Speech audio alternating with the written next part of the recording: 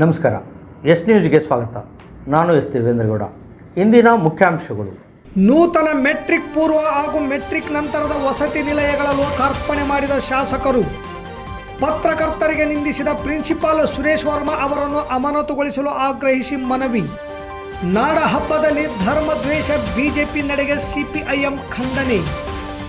ಬುರುಡೆ ನಂಬಿದ ಕಾಂಗ್ರೆಸ್ ಸರ್ಕಾರಕ್ಕೆ ಕಣ್ಣು ಕಿವಿ ಎರಡೂ ಇಲ್ಲ, ಕೆ ಕರಿಯಪ್ಪ ಆರೋಪ. ಅಂಗನವಾಡಿ ಕಾರ್ಯಕರ್ತೆ ಹಾಗೂ ಸಹಾಯಕಿಯರ ತಾತ್ಕಾಲಿಕ ಆಯ್ಕೆ ಪಟ್ಟಿ ಬಿಡುಗಡೆ.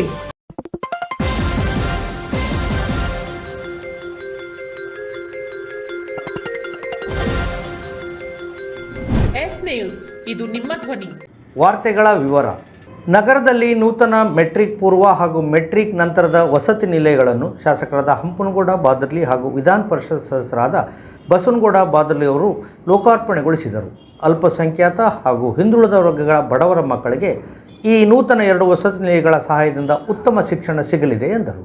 ನಗರದ ತಾಲೂಕು ಕ್ರೀಡಾಂಗಣದಲ್ಲಿ 2 ವಸತಿ ನಿಲಯಗಳ ಕಾರ್ಯಕ್ರಮವನ್ನು ಶಾಸಕರಿಬ್ಬರು ಉದ್ಘಾಟಿಸಿದರು. ನಂತರ ಶಾಸಕ ಹಂಪನಗೌಡ ಬಾದರ್ಲಿ ಮಾತನಾಡಿ, ಹಿಂದುಳಿದ ವರ್ಗಗಳ ಇಲಾಖೆಯಿಂದ ಮೆಟ್ರಿಕ್ ನಂತರದ ಬಾಲಕಿಯರ ವಸತಿ ನಿಲಯ ಹಾಗೂ ಸಮಾಜ ಕಲ್ಯಾಣ ಇಲಾಖೆ ವತಿಯಿಂದ ಡಾಕ್ಟರ್ ಅಂಬೇಡ್ಕರ್ ಮೆಟ್ರಿಕ್ ಪೂರ್ವ ವಸತಿ ನಿಲಯಗಳಲ್ಲಿ ಶುದ್ಧ ಕುಡಿಯುವ ನೀರು, ಶುಚಿ ರುಚಿ ಊಟ, ಬೆಡ್, ಮಂಚ ಸೇರಿದಂತೆ ಮೂಲಭೂತ ಸೌಕರ್ಯಗಳನ್ನು ಒದಗಿಸಲಾಗಿದೆ. ಇದು ಸ್ಪರ್ಧಾತ್ಮಕ ಯುಗ. ಎಷ್ಟು ಓದಿದರೂ ಕಡಿಮೆಯೇ. ನಿರಂತರವಾಗಿ ಪ್ರತಿನಿತ್ಯವೂ ಉತ್ತಮ ವಿದ್ಯಾಭ್ಯಾಸ ಮಾಡಿ ಉನ್ನತವಾದ ಹುದ್ದೆಗಳನ್ನು ಪಡೆದುಕೊಳ್ಳಿ. IAS, KAS ತರಬೇತಿ ಕೇಂದ್ರವನ್ನು 2 ಕೋಟಿ ವೆಚ್ಚದಲ್ಲಿ ಮಾಡಲು ಈಗಾಗಲೇ ನಾವು ಸ್ಥಳವನ್ನು ಗುರುತಿಸಿದ್ದೇವೆ. ಕಲ್ಯಾಣ ಕರ್ನಾಟಕದ ಸಮಗ್ರ ಅಭಿವೃದ್ಧಿಗೆ ಮುಖ್ಯಮಂತ್ರಿ ಸಿದ್ದರಾಮಯ್ಯನವರು ಪಂಚ ಗ್ಯಾರಂಟಿಗಳ ಜೊತೆಗೆ 5,000 ಕೋಟಿ ಕೊಟ್ಟು ಈ ಭಾಗದ ಸಂಪೂರ್ಣ ಅಭಿವೃದ್ಧಿಗೆ ಸದಾ ಹೊತ್ತು ಕೊಡುತ್ತಿದ್ದಾರೆ ಎಂದರು. ನಂತರ ವಿಧಾನ ಪರಿಷತ್ ಸದಸ್ಯ ಬಸವನಗೌಡ ಬಾದರ್ಲಿ ಮಾತನಾಡಿ, ಯಾರೂ ಕೂಡ ಶಿಕ್ಷಣದಿಂದ ವಂಚಿತರಾಗಬಾರದು ಎಂಬ ಕಾರಣಕ್ಕೆ ಸಾಮಾಜಿಕ ನ್ಯಾಯದಡಿಯಲ್ಲಿ ವಿದ್ಯಾರ್ಥಿಗಳಿಗೆ ಉತ್ತಮ ವಸತಿ ಕಟ್ಟಡಗಳನ್ನು ಒದಗಿಸಿದೆ. ಅದೆಷ್ಟೋ ಪಾಲಕರು ತಮ್ಮ ಕನಸುಗಳನ್ನು ಈಡೇರಿಸಿಕೊಳ್ಳಲು ಸಮಯಕ್ಕೆ ಸರಿಯಾಗಿ ಊಟ ಮಾಡದೆ, ಒಳ್ಳೆ ಬಟ್ಟೆಯೂ ತೊಡದೆ ಮಕ್ಕಳಿಗೆ ಉತ್ತಮ ಶಿಕ್ಷಣ ಕೊಡಿಸಲು ಮುಂದಾಗುತ್ತಾರೆ. ನೀವು ಅವರ ಕನಸನ್ನು ನನಸು ಮಾಡಲು ಮುಂದಾಗಿ. ಪ್ರತಿ ವಿದ್ಯಾರ್ಥಿಗೆ ಸರ್ಕಾರ 62 ರೂಪಾಯಿ ಕೊಡುತ್ತಿದೆ. ಅದನ್ನು ಸಮರ್ಥವಾಗಿ ನಿಭಾಯಿಸುವ ಕೆಲಸ ಅಧಿಕಾರಿಗಳು ಮಾಡಬೇಕು ಎಂದು ಸಲಹೆ ಸೂಚಿಸಿದರು. ನಂತರ ತಹಸೀಲ್ದಾರ್ ಅರುಣ್ಕುಮಾರ್ ದೇಸಾಯಿ ಪ್ರಾಸ್ತಾವಿಕವಾಗಿ ಮಾತನಾಡಿ, ವಸತಿ ನಿಲಯಗಳಲ್ಲಿ ವಿದ್ಯಾರ್ಥಿಗಳು ತಮಗೆ ಸಿಗಬೇಕಾದ ಹಕ್ಕು ಕೇಳುವುದಷ್ಟೇ ಅಲ್ಲದೆ ಜೊತೆಗೆ ಉತ್ತಮ ಫಲಿತಾಂಶವೂ ಪಡೆದು ಸರ್ಕಾರ ನಿಮಗೆ ಕೊಟ್ಟಿರುವ ಸೌಕರ್ಯಗಳಿಗೆ ಅರ್ಥ ಕಲ್ಪಿಸಿ ಎಂದರು. ಈ ಸಂದರ್ಭದಲ್ಲಿ ನಗರಸಭೆ ಹಂಗಾಮಿ ಅಧ್ಯಕ್ಷೆ ಮಂಜುಳಾ ಪ್ರಭುರಾಜ್, ಮಾಜಿ ಸ್ಥಾಯಿ ಸಮಿತಿ ಅಧ್ಯಕ್ಷೆ ಲಕ್ಷ್ಮೀ ಬಂಗಿ, ಪೌರಾಯುಕ್ತರಾದ ಪಾಂಡುರಂಗ ಹಿಟಗಿ, ನಗರಸಭೆ ಸದಸ್ಯರು, ಸುಡಾ ಸದಸ್ಯ ಕಾಜಿ ಮಲ್ಲಿಕ್, ನಗರಸಭೆ ಸದಸ್ಯ ರಾಜು ದತ್ತುರಾವ್, ಅಮ್ಜದ್ ಖಾನ್, BCM ಇಲಾಖೆ ತಾಲೂಕು ವಿಸ್ತರಣಾಧಿಕಾರಿ ಲಿಂಗಪ್ಪ ಅಂಗಡಿ, ಸಮಾಜ ಕಲ್ಯಾಣ ಇಲಾಖೆ ತಾಲೂಕು ಅಧಿಕಾರಿ ಎಂ ವೆಂಕಟೇಶ್ ವೇದಿಕೆ ಮೇಲೆ ಉಪಸ್ಥಿತರಿದ್ದರು. ಪ್ರತಿಶತ ಅಕ್ಷರಾವಿಷ್ಕಾರಕ್ಕೆ ಮತ್ತು 25% ಅನುದಾನ ಆರೋಗ್ಯ ಇಲಾಖೆ ಕೊಟ್ಟು ಈ ಭಾಗದಲ್ಲಿರ್ತಕ್ಕಂಥ ಅನೇಕ ಪ್ರಾಥಮಿಕ ಆರೋಗ್ಯ ಕೇಂದ್ರಗಳ ಮಂಜೂರಿ ಆಯ್ತು ಇರ್ಬೋದು, ಸಾರ್ವಜನಿಕ ಜಿಲ್ಲಾ ಆಸ್ಪತ್ರೆಗಳ ಮಂಜೂರಿ ಆಯ್ತು ಇರ್ಬೋದು ಮತ್ತು ಪ್ರಾಥಮಿಕ ಸಮುದಾಯ ಕೇಂದ್ರಗಳ ಅಪ್ಗ್ರೇಡೇಷನ್ ಇರಬಹುದು ಆರೋಗ್ಯ ಇಲಾಖೆಯಲ್ಲಿ ಮತ್ತು ಶಿಕ್ಷಣ ಇಲಾಖೆಯಲ್ಲಿ ಯಾರ್ಯಾರ ಅವಶ್ಯಕತೆಗೆ ಅನುಗುಣವಾಗಿ ಆ ಶಾಸಕರಿಗೆ ಅದರ ಅನುದಾನವನ್ನು ನಿಗದಿ ಮಾಡತಕ್ಕಂಥ ಕೆಲಸ, ಯೋಜನೆಗಳನ್ನು ಗುರುತಿಸತಕ್ಕಂಥ ಕೆಲಸ ಶಿಕ್ಷಣ ಇಲಾಖೆಯಲ್ಲಿ. ಉದಾಹರಣೆಗೆ ರಾಯರೆಡ್ಡಿ ಅವರು ಅಲ್ಲಿ ಕಟ್ಟಡಕ್ಕಿಂತ ಹೆಚ್ಚು ಪ್ರೌಢಶಾಲೆ ಮತ್ತು ಪದವಿ ಪೂರ್ವ ಕಾಲೇಜುಗಳನ್ನು ವೇತನ ಸಮೇತ 5 ವರ್ಷ KKRDಯಲ್ಲಿ ಮಂಜೂರು ಮಾಡಿಸಿ ಕೆಲಸಗಳನ್ನು ಅವರು ಉದ್ಘಾಟನೆ ಮಾಡ್ಕೊಂಡಿದ್ದಾರೆ. ಪ್ರತಿಯೊಂದು ಹಂತದಲ್ಲಿ ಬರುತ್ತೆ. ಆದರೆ ನಮ್ಮ ಸರ್ಕಾರ ವಿದ್ಯಾರ್ಥಿಗಳಿಗೋಸ್ಕರ ಯಾರಿಗೂ ಶಿಕ್ಷಣದಿಂದ ವಂಚಿತರಾಗಬಾರ್ದು, ಎಲ್ಲರೂ ಉತ್ತಮ ರೀತಿಯಲ್ಲಿ ಶಿಕ್ಷಣ ಪಡಿಬೇಕು,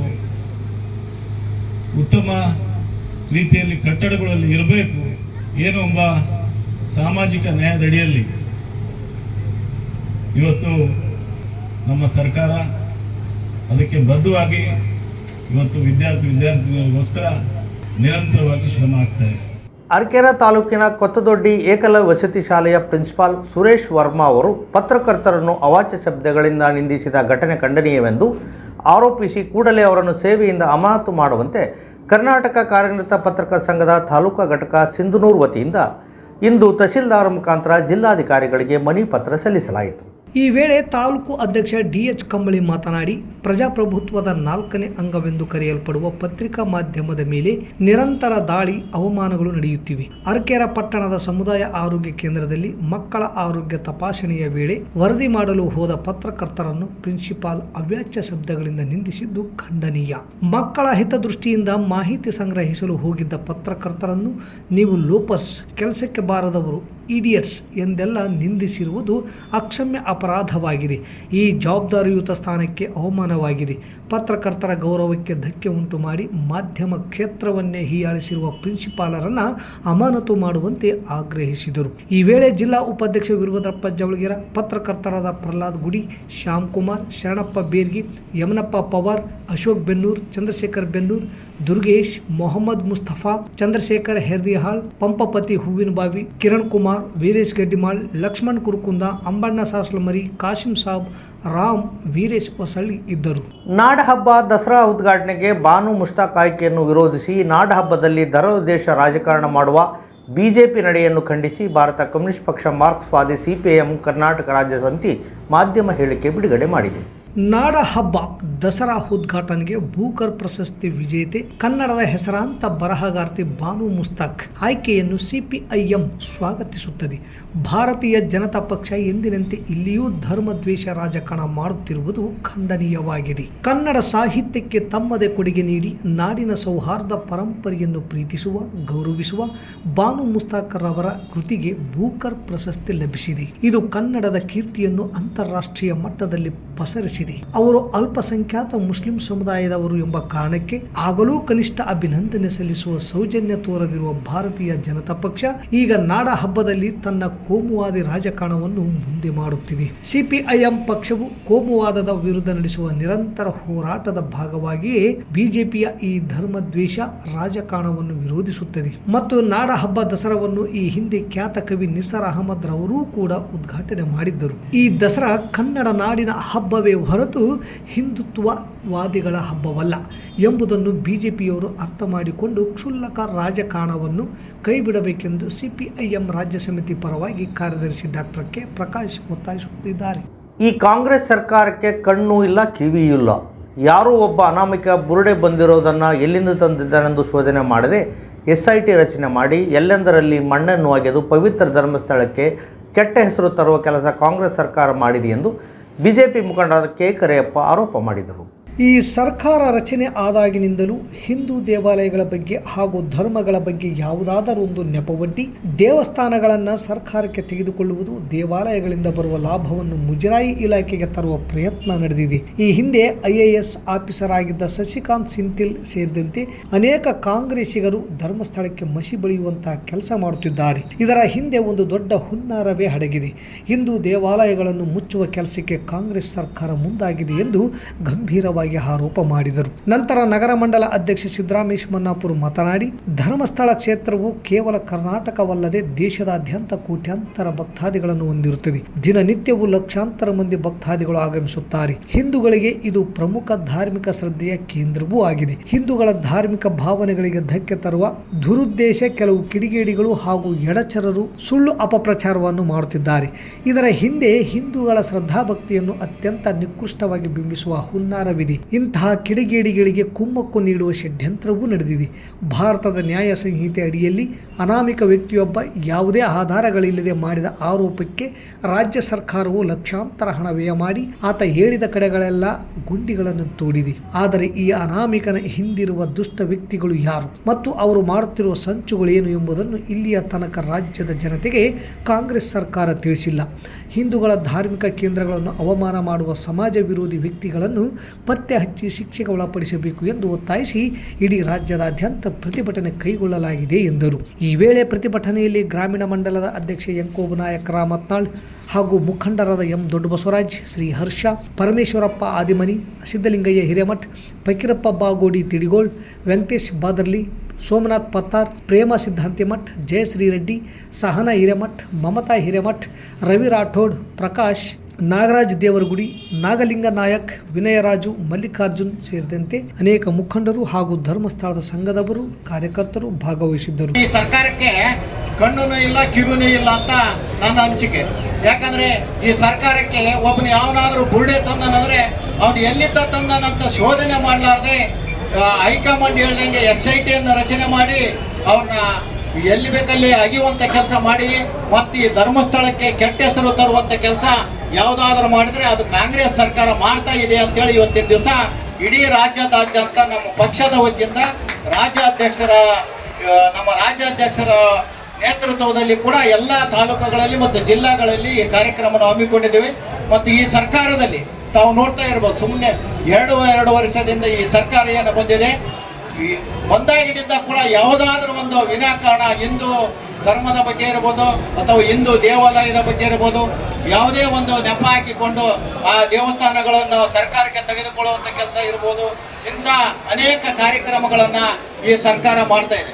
ಸಿಂಧನೂರು ಶಿಶು ಅಭಿವೃದ್ಧಿ ಯೋಜನೆ 2 ಅಂಗನವಾಡಿ ಕಾರ್ಯಕರ್ತರ ಹಾಗೂ 6 ಜನ ಸಹಾಯಕರ ಹುದ್ದೆಗಳಿಗೆ ತಾತ್ಕಾಲಿಕ ಆಯ್ಕೆ ಪಟ್ಟಿ ಬಿಡುಗಡೆ ಮಾಡಿದ್ದು ದಿನಾಂಕ 2/9/25 ಒಳಗೆ ಆಕ್ಷೇಪಣೆಯನ್ನು ಕಚೇರಿಗೆ ಸಲ್ಲಿಸಬಹುದು ಎಂದು ಸಿಂಧನೂರಿನ ಶಿಶು ಅಭಿವೃದ್ಧಿ ಯೋಜನಾಧಿಕಾರಿ ಲಿಂಗನಗೌಡ ಪ್ರಕಟಣೆಯಲ್ಲಿ ತಿಳಿಸಿದ್ದಾರೆ. ಸಿಂಧನೂರು ವಲಯದ ವೆಂಕಟೇಶ್ವರ ಕ್ಯಾಂಪ್ 4ಕ್ಕೆ ಅಂಬಮ್ಮ ತಂದೆ ಮುದುಕಪ್ಪ, RH ನಂಬರ್ 3ರ ಬಿ ದ್ಯಾವಮ್ಮ ತಂದೆ ಮೂಕಪ್ಪ, ನಂದಿಹಾಳ್ ಮತ್ತು ಸಹಾಯಕಿಯರಾಗಿ ಸಾಲ್ಗುಂದ 1ಕ್ಕೆ ನಿಂಗಮ್ಮ ತಂದೆ ರಾಯಪ್ಪ, ಸಾಲ್ಗುಂದ 8ರ ಕೇಂದ್ರಕ್ಕೆ ಶ್ರೀದೇವಿ ತಂದೆ ಸಂಗಪ್ಪ, ಜವಳಗೇರ ಮಾರುತಿನಗರ 1 ಉಮಾದೇವಿ MP ತಂದೆ ಭೀಮಣ್ಣ, ರಮ ಕ್ಯಾಂಪ್ ಜಯಸುಧಾ ತಂದೆ ಯಂಕಪ್ಪ, ಕೊಂಗನಹಟ್ಟಿ ವಾರ್ಡ್ ನಂಬರ್ 31 ನಾಸಿಯಾ ಬೇಗಂ ತಂದೆ ಮುಕ್ತಮ್ ಸಾಬ್, ಆಯನೂರು 1 ಕೇಂದ್ರಕ್ಕೆ ಸಿದ್ದಮ್ಮ ತಂದೆ ಯಂಕಪ್ಪ ಆಯ್ಕೆಯಾಗಿದ್ದು, ಪ್ರಸ್ತುತ ಅಂಗನವಾಡಿ ಕಾರ್ಯಕರ್ತೆಯರ 2 ಹಾಗೂ ಸಹಾಯಕಿಯರ 6 ಹುದ್ದೆಗಳಿಗೆ ಅರ್ಜಿಗಳನ್ನು ಕರೆದು ಜಿಲ್ಲಾಧಿಕಾರಿಗಳ ಅಧ್ಯಕ್ಷತೆಯಲ್ಲಿ ಸಭೆ ನಡೆಸಿ ಆಯ್ಕೆ ಸಮಿತಿ ಆಯ್ಕೆ ಮಾಡಿ ತಾತ್ಕಾಲಿಕ ಪಟ್ಟಿ ಪ್ರಕಟಿಸಿದೆ. ಈ ತಾತ್ಕಾಲಿಕ ಆಯ್ಕೆ ಪಟ್ಟಿಗೆ ಆಕ್ಷೇಪಣೆಗಳಿದ್ದಲ್ಲಿ ಸೆಪ್ಟೆಂಬರ್ 2ರೊಳಗಾಗಿ ಸೂಕ್ತ ದಾಖಲಾತಿಗಳೊಂದಿಗೆ ಕಚೇರಿಗೆ ಆಗಮಿಸಿ ಆಕ್ಷೇಪಣೆಗಳನ್ನು ಸಲ್ಲಿಸಬಹುದೆಂದು ಸಿಂಧನೂರು ಶಿಶು ಅಭಿವೃದ್ಧಿ ಯೋಜನೆ ಅಧಿಕಾರಿ ಲಿಂಗನಗೌಡ ಪ್ರಕಟಣೆಯಲ್ಲಿ ತಿಳಿಸಿದರು. ಮತ್ತೊಮ್ಮೆ ಮುಖ್ಯಾಂಶಗಳು. ನೂತನ ಮೆಟ್ರಿಕ್ ಪೂರ್ವ ಹಾಗೂ ಮೆಟ್ರಿಕ್ ನಂತರದ ವಸತಿ ನಿಲಯಗಳ ಲೋಕಾರ್ಪಣೆ ಮಾಡಿದ ಶಾಸಕರು. ಪತ್ರಕರ್ತರಿಗೆ ನಿಂದಿಸಿದ ಪ್ರಿನ್ಸಿಪಾಲ್ ಸುರೇಶ್ ವರ್ಮಾ ಅವರನ್ನು ಅಮಾನತುಗೊಳಿಸಲು ಆಗ್ರಹಿಸಿ ಮನವಿ. ನಾಡ ಹಬ್ಬದಲ್ಲಿ ಧರ್ಮದ್ವೇಷ ಬಿಜೆಪಿ ನಡೆಗೆ CPIM ಖಂಡನೆ. ಬುರುಡೆ ನಂಬಿದ ಕಾಂಗ್ರೆಸ್ ಸರ್ಕಾರಕ್ಕೆ ಕಣ್ಣು ಕಿವಿ ಎರಡೂ ಇಲ್ಲ, ಕೆ ಕರಿಯಪ್ಪ ಆರೋಪ. ಅಂಗನವಾಡಿ ಕಾರ್ಯಕರ್ತೆ ಹಾಗೂ ಸಹಾಯಕಿಯರ ತಾತ್ಕಾಲಿಕ ಆಯ್ಕೆ ಪಟ್ಟಿ ಬಿಡುಗಡೆ. ಇಲ್ಲಿಗೆ ವಾರ್ತಾ ಪ್ರಸಾರ ಮುಕ್ತಾಯವಾಯಿತು. ನಿರಂತರ ಸುದ್ದಿಗಾಗಿ ವೀಕ್ಷಿಸಿ ಎಸ್ ನ್ಯೂಸ್. ಇದು ನಿಮ್ಮ ಧ್ವನಿ. ನಮಸ್ಕಾರ. ಕನ್ನಡ ನಾಡಿನ ಇತಿಹಾಸದಲ್ಲಿ ಹೊಯ್ಸಳರು ಶಿಲ್ಪಕಲೆಗೆ ವಿಶಿಷ್ಟ ಕೊಡುಗೆ ನೀಡಿದ್ದಾರೆ.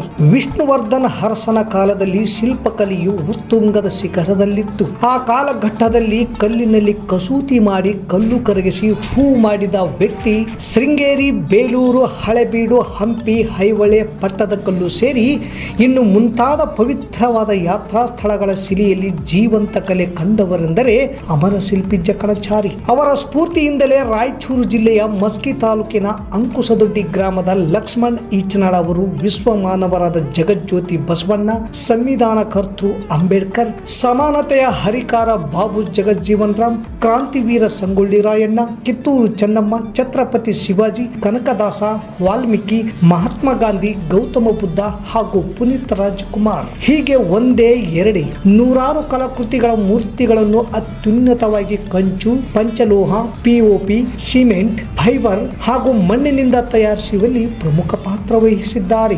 ಇವರು ಇದಕ್ಕೂ ಮುಂಚೆ ಬೆಂಗಳೂರು, ಚೆನ್ನೈ, ಕೇರಳ, ತಮಿಳುನಾಡು, ಮಹಾರಾಷ್ಟ್ರಗಳಲ್ಲಿ ಮಹಾತ್ಮರ ಅನೇಕ ಮೂರ್ತಿಗಳನ್ನು ಮಾಡಿ ಅಲ್ಲಿನ ಜನರ ಶ್ಲಾಘನೆಗೆ ಪಾತ್ರರಾಗಿದ್ದಾರೆ.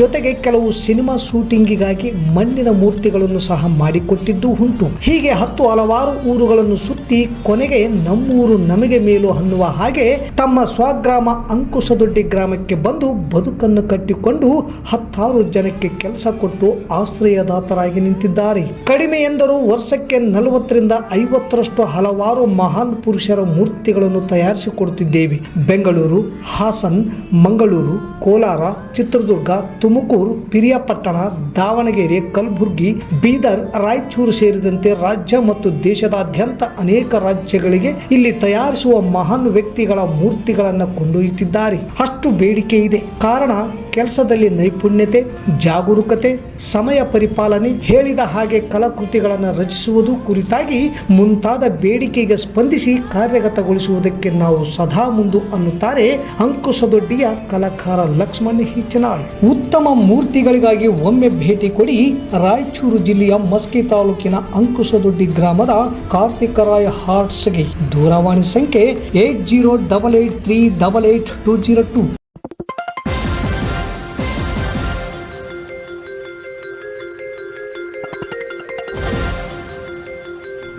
ಎಸ್ ನ್ಯೂಸ್, ಇದು ನಿಮ್ಮ ಧ್ವನಿ.